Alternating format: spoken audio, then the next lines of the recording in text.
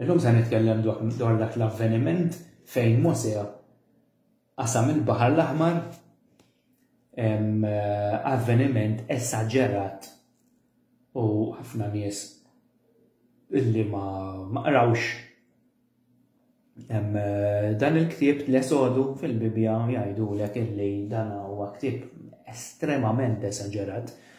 Dawk in-nies illi qraw il-Bibja minn aspett reliġjuż, jiġifieri nista' fidi nimmaġina li kien hemm min belaħħa din kollha din l-istorja, belaħħa sal-gerż u ma kien hemm min ukoll għandu ċertu dubji. Issa, id-dubji mhumiex ħfief, illa għaliex biex taqsam baħar bil-mixi immaġina inti, da bat samt il-baħar b'xi mod possibbli u bdejt imxi.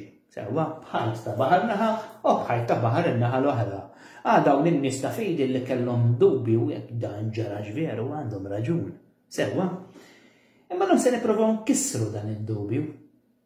Ħanaraw fil-verità x'seta' ġara. Sewwa mela naqbdu l-għodda okkultisti u nużawhom.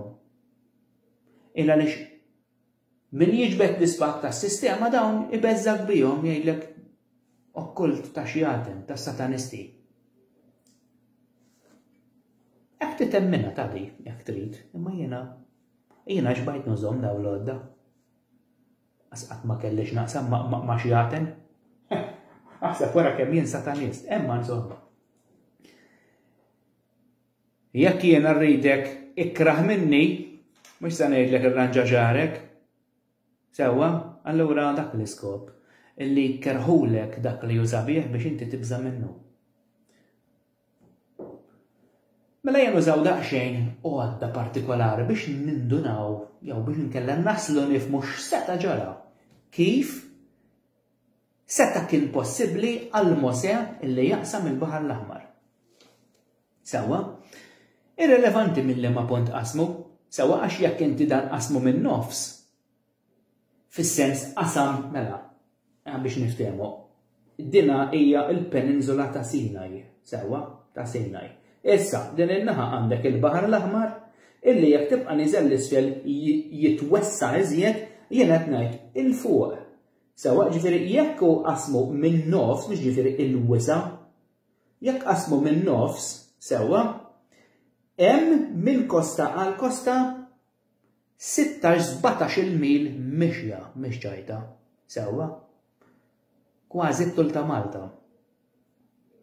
Jekk u qasmu min-naħa ta' fuq hemm qisu bejn 5 u 6 mili. Li xorta mhijiex ċajta biex inti taqsam baħar u mbagħad timxija. Imma nippruvaw nifhmu x'ġara. Mela, qabel ma nibda nagħti daqsxejn ta' introduzzjoni lil Mosè. Mela Mosè kien prinċep fis-Saltna Eġizzjana. Għada ovvjament la kien prinċep, kien persuna ta' influenza kbira ġol-Eġittu. Dana kien ġeneral, dana kien strateġiku, dana kien ovvjament meta mbagħad ħareġ mill-Eġittu u bida jiggverna fuq niesu fuq l-Iżraeliti da kien leġislatur tal-liġi ukoll. Barra li kien leġislatur tal-liġi immorru lura l-Eġittu da kien magician. Da kien alkemiku. Plassek dan kien inizjat f'ċertu kalz ġol Eġittu. Issa, mela Mosè ma rridux neħduh kif ngħidu bl-Ingliż lightly, irridu naffaċċaw il dan il-karattru b'ċertu kawtela. Illa għaliex inti meta tibda taqra it-testi fejn hemm involut Mosè, hemm ħafna x'tomot, hemm ħafna x'tomot. U dan l-avveniment partikolari, hemm ħafna avvenimenti partikolari fl-Exodus, fil-Levitikus, fin-Numri, sewwa u fid-Deuteronomju, hemm ħafna episodi illi jġibu lek għajnejk wara wadnejk. Tibda tgħid imma dawn veru seħħu. Il-fidili reliġjuż jgħidlek iva għax kellu l-appoġġ ta' Alla. Imma jiena meta studjajt dawn it-testi sibt illi Alla ma kien preżenti imkien ma kien preżenti. Alla kien preżenti biss fil-kelma ta' Mosè u l-kelma ta' Mosè taf x'kienet liġi. Liġi. Min imur kontra il-kelma ta' Mosè kien jispiċċa imħaġġar. Kien jispiċċa imħaġġar. Għalhekk dan il-leġislatur tal-liġi kien sewwa. Biex intikom eżempju, dan għal tal-kelma jien naf da qed jikkampjaw qegħdin soġġornati f'dan il-post sewwa u jridu jaraw għax da jiddependi kien kollox minn Alla għax Ġesu ovvjament skużi mhux Ġesu, Mosè kien juża lil dan Jahwe. Sewwa kien juża lil dan Jahwe biex ovvjament kif taqbad tgħid biex iżomm lill-Iżraeliti f'kontroll. Imma hu kien qed juża dan l-isem ta' Jahwe u kien qed juża affarijiet. Kien qed juża ċertu liġijiet li n-nies kienu minn għalihom li qed jagħmlu dan Alla sewwa biex id-dominju jkollu kontroll tiegħu u jekk nibqgħu sejrin iżjed il qudiem fit-testi insibu wkoll li dan anki pulizija għamel. Anki pulizija għamel sewwa. U n-nies kellhom ħallsu t-taxxi f'nofs ta' deżert. Da, immaġinat, is-sors ta' kollox, is-sors tal-ħolqien ta' kollox. Qal il-Mosè biex jibda jintaxxa lin-nies f'nofs ta' deżert. Tagħmel sens? Ma tagħmelx sens. Mela, hemm ħafna affarijiet li ma jagħmlux sens, sa tibda tinduna. X'inhu jiġri f'dawn l-istejjer? Mosè qiegħed wara dak li sem Jahwe jew fil-veru sens tal-kelma kien hemm Alla l-Etern, dak li ħalaq kollox u dak li hu infinit fit-tmexxija tal-Iżraeliti. Jiena meta bdejt nidħol fit-testi bdejt ninduna li Alla mhu preżenti imkien redikolata infatti. Mela ejja nwarbu lil Alla mill-ġemp. Ħalli naraw kif dan seta' feraq il-baħar għax l-iskrittura tgħidlek li dan bis-seta talla feraq il-baħar. Ejja naraw daqsxejn. Dan huwa suġġett interessanti ħafna. Mela, meta ħarġu mill-Eġittu, ħarġu mill-Eġittu. Fit-testi jgħidlek illi dawn ħarġu bil-kumdita kollha, kanzi kellhom ċans jisirqu lill-Eġizzjani, l-Iżraeliet kellhom ċans jisirqu lill-Eġizzjani mid-deb, mill-fidda, mill-ħwejjeġ, mill-ikel, dawn kellhom ċans joħorġu minn hemm jisirqu lill-Eġizzjani illi dawn qabel kienu jiddominawhom imissa skont it-testi bl-appoġġ ta' dan Alla l-Etern. Dan tant rabbew warja illi ħarġu minn hemm minn faqra daw ġew sinjuri.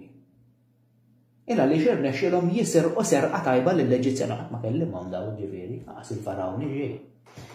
Ftit wara l-istess testi jgħidulek illi dawn ħarbu minn hemm b'saqajhom ma' sormhom.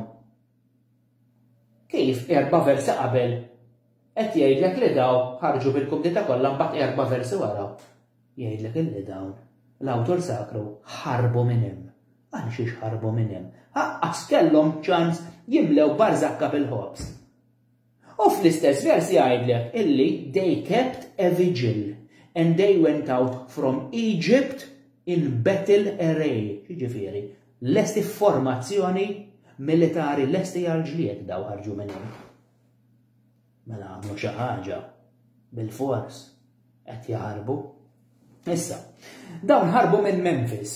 Sewwa, imma Mosè qabel ma ħarbu minn Memphis bagħat kontingent trenjat għal tapposta b'istruzzjonijiet mogħtija direttament minn Mosè biex jisirqu mill-piramida ta' Giza l-arka li kienet dik kif tneħħija minn hemm il-piramida ma tibqax tiffunzjona. Sewwa.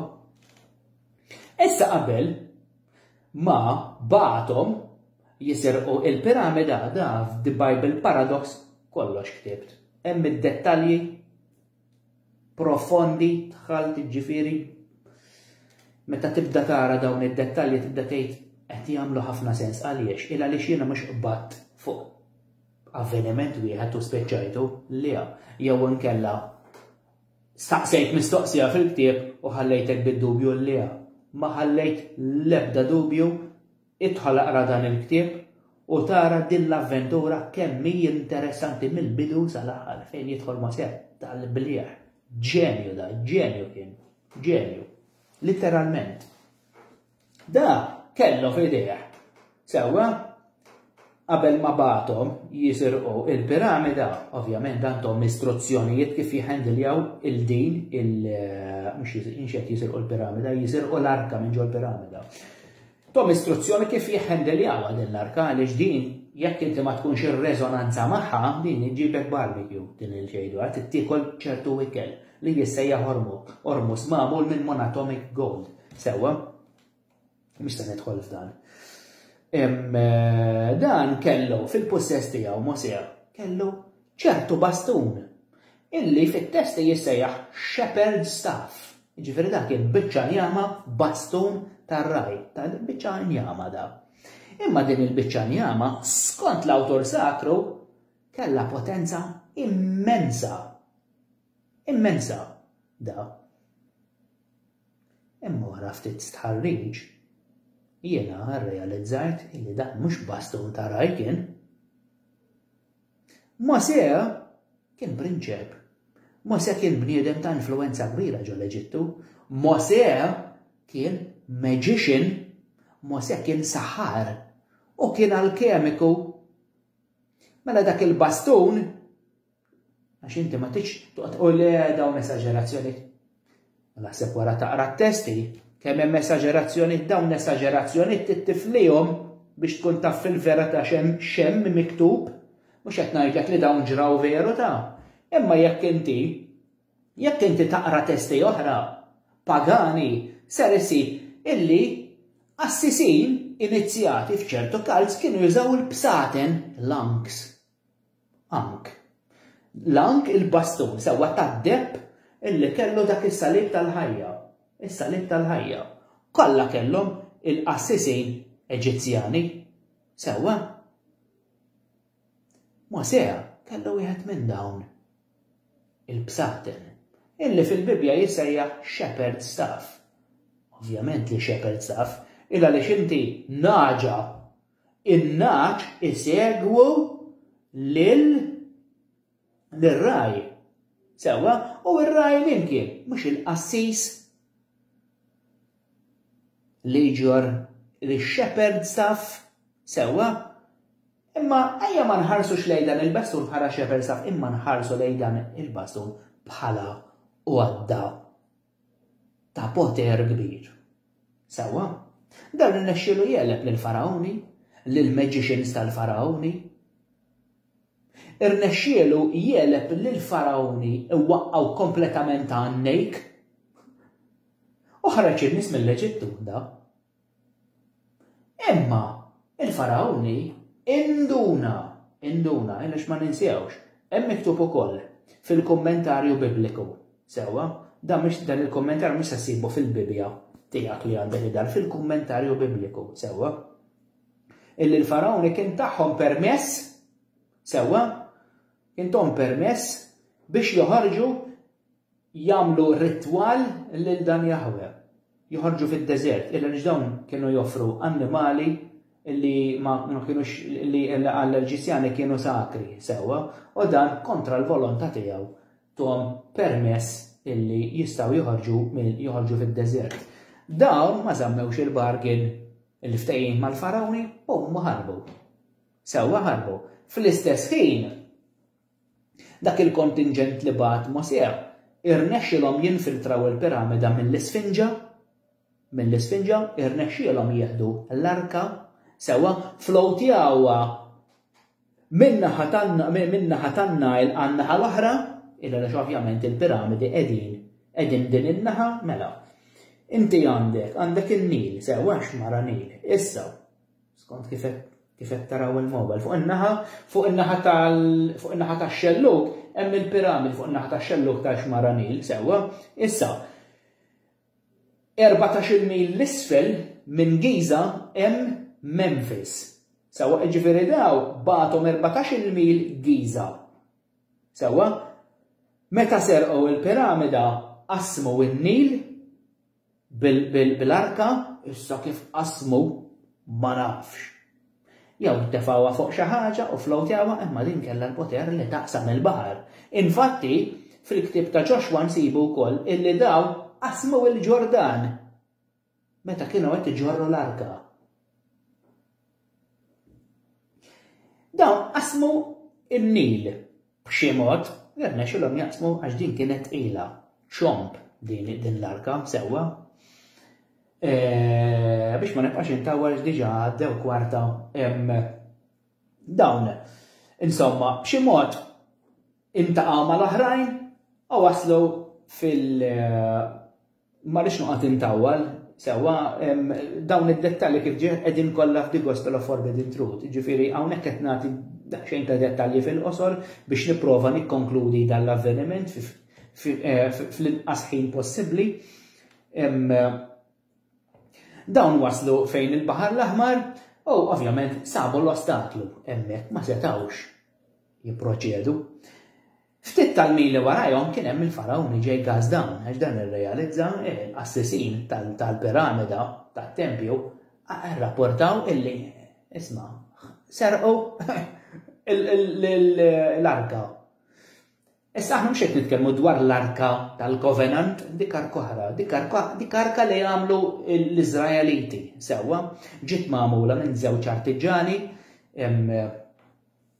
ġew ikkommissjonati minn Mosè biex jagħmlu din l-arka, żewġ artiġani wieħed jismu uħallibu ieħor Bezalel sewwa u għamlu arka oħra biex fiha jżommu l-ormus, biex fiha jżommu l-ank, biex fiha jżommu il-liġi sewwa illi kien kiteb Mosè l-10 mandamenti biex niftehmu għax dawn jekk dak mhux Alla tagħhom fuq il-muntanja dak kitibhom Mosè sewwa u dawn il-liġijiet huma tal kwale bħal liġijiet Eġizzjani oħra ġifieri l-10 mandamenti. Qed tifhem ġifieri dawn mhux tagħhom l-Alla infinit etern li dawk huma liġijiet Eġizzjani. Ma ninsewx li l-Iżraeliti huma kienu influenzati ħafna wara 420 sena jgħixu ġol Eġittu. Anke l-arka li bnew it-tieni waħda simili ħafna ta' arka Eġizzjana. Infatti, f'waħda mill-liġijiet illi hemm fl-10 mandamenti huma li dawn ma jistgħux joħolqu immaġini ta' qima x'hemm fuq l-arka. Mhux żewġ sfinġi iħarsu lejn xulxin. Sew hemm żewġ sfinġi dawn kellhom regola ma setgħux la skultura la pinġija l xejn dawn ma setgħux jagħmlu immaġini ta' xejn. Sewwa, insomma biex ma intawwal dawn waslu fejn il-Baħar l-Aħmar u fħil minnhom fl-iskrittura Alla fetaħ ħalqu mexxejn mismewwiet u lil Mosè qallu għax qed tiċċassa lejn il-baħar. Hekk qallu ta' sibuha fl-Exodus.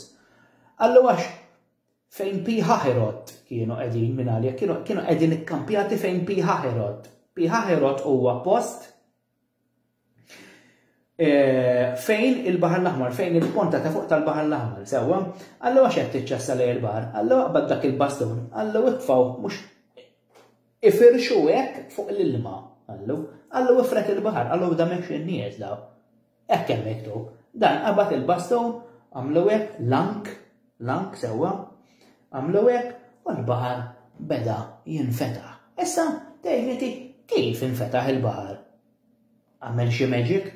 Boom! U nfetaħ il-baħar? Le. Nitlu daqsxejn f'alkemija illi illum l-alkemija insejħolha bħala chemistry. Issa, insibu illi l-ilma huwa diamagnetic. Il-ġifieri m'għandux magnetic field sewwa. Id-depp m'għandux magnetic field daqqas sewwa. Imma l-ħadid għandu magnetic field u qawwija wkoll. Jekk inti taqbad konċentrazzjoni kbira ta' ħadid sewwa u tressaq lejn l-ilma se tara l-ilma jirreaġixxi, se jimbotta l-ilma. Għal xiex? Għax għandek element li huwa diamagnetic u għandek element li fih magnetic field. Sewwa, issa jiena naħseb illi l-arka oriġinali sewwa illi hemm miktub fil-ktieb ta' Samuel. Kapitlu 7 vers 6 hemm miktub illi din bil-fors kienet magħhom, l-arka bil-fors kienet magħhom, 100% kienet. Għal xiex? Illi fil-ktieb ta' Samuel jgħidlek illi din l-arka qabel ma bdiet tivvjaġġa fit-tinet tal-Iżraeliti kellha dar permanenti ġol Eġittu.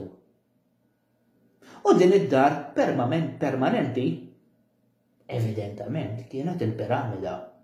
U evidentament meta bdiet tivvjaġġa ġo t-tinet tal-Iżraeliti kienu dawn l-istess Iżraeliti illi kienu taħt l-istruzzjonijiet ta' Mosè meta ħarbu mill-Eġittu. Vers 7 għaw kapitlu 7 vers 6 fit-tieni ktieb ta' Samuel. Qabel l-arka ma kienet tivvjaġġa fit-tinet tal-Iżraelit din kellha dar permanenti ġol Eġittu. Mela din l-arka jiena skont it-teorija tiegħi ma kienx magħmula minn deb pur, di kienet magħmula minn taħlita alkemika ta' ħadid u deb. Issa, kont intqajt fuq ir-riċerki tiegħi ma' studju. Eżattament mhix studju kien dak kien esperiment magħmul minn żewġ Ġappuniżi sewwa. Iwasaka u ieħor insejt kien jismu il-xjentist ieħor. Dan fil-1994 pruvaw din il-biċċa xogħol tal-Baħar l-Aħmar sewwa u rnexxielhom ġo chamber sewwa jitfgħu konċentrazzjoni ta' magnetic field illi irnexxiet eżatt kif hemm miktub fil-Bibja. Eżattament sewwa l-ilma infiret ħajt ta' ilma naħa u ħajt ta' ilma naħa l-oħra, imma hemm dettal hemm elementi ieħor li rridu nsemmu. Ta' mhux biss infiret l-ilma, dan friża l-ilma wkoll. Friża l-ilma. U dawn iż-żewġ xjentisti jsejħulu the Moses effect. Issa nagħmel nitfa' d-dettalji mill-ktieb tiegħi mal-video ta' dan l-esperiment. Sewwa, inti meta tidħol fil-versi tal-Exodus meta dawn l-Iżraeliti ħarbu u qasmu l-baħar jgħidlek a wall of water on either side congealed and the Israelites could pass through the water, the parted sea. Tal-bliegħ. Imma jien imbagħad noqgħod ngħid ma kif jisnarax konċentrazzjoni ta' magnetic field kellu jkun hemm biex joħroq passaġġ bħal dak biex jgħaddu mijiet ta' eluf ta' nies. Esaġerata di, sewwa. Imma dawn ix-xjentisti meta tefgħu konċentrazzjoni kbira ta' magnetic field ġol ilma, dinha seħħet. Sewwa ħani qafhem dan il-mhux qed ngħid li dan l-avveniment sar ta' imma jiena nħobb infittex u nara jekk jistax ikun hemm xi verità f'dawn is-siltiet f'dawn l-istejjer. Sewwa jiena sibt ċertu verità, ma mhux qed ngħid li din l-istorja hija kredibbli sal-aħħar. Sewwa li din hija dan avveniment storiku, imma hemm elementi xjentifiċi li qed jgħidu li din tista' ssir. Mhux minn aspett grandes kif hemm miktub fil-Bibja, jiena ma nafx tip ta' teknoloġija kellhom dak iż-żmien, imma mill-iskrittura 2023. Mill-iskrittura insibu illi kellhom teknoloġija tal-bliegħ dawn dak iż-żmien. Sewwa, anke meta fil-plejn ta' Ċebar Eżekkiel ra xi ħaġa nieżla mis-sema u beda jgħid li the Spirit of God hija f'din il-vettura. Sewwa, imma da mhux għax hemm l-ispirtu tal-Alla ġo din il-vettura, li għax din hija kompjuterizzata taħdem waħedha fiha teknoloġija 3500 sen ilu. Jekk jiġu wieħed persuna minn 3000 sen ilu jara robot, dak li jiġri mal-art jivvakumja lek l-art. Jgħid tara, the Spirit of God, it's in this. Murejlu li dak kompjuterizzat. Ma daw hekk kienu terminoloġija limitata li kellhom dak iż-żmien u bitwemmin bażwi li kellhom dak iż-żmien. Sewwa l-individwi normali ta' ġifieri qed ngħidu hekk mhux dawk li kienu ta' klassi għolja, dawk li kienu inizjati, dawk li kienu jafu ċertu affarijiet, mhux dawk kienu jafu l-verità, imma l-poplu komuni bħalma nsibu llum għandek in-naċ u għandek il-lupi. Sewwa, ħani għafaw b'dan il-video. Nispera illi ħattu pjaċir, nispera li kien ta' interess, narakom video ieħor.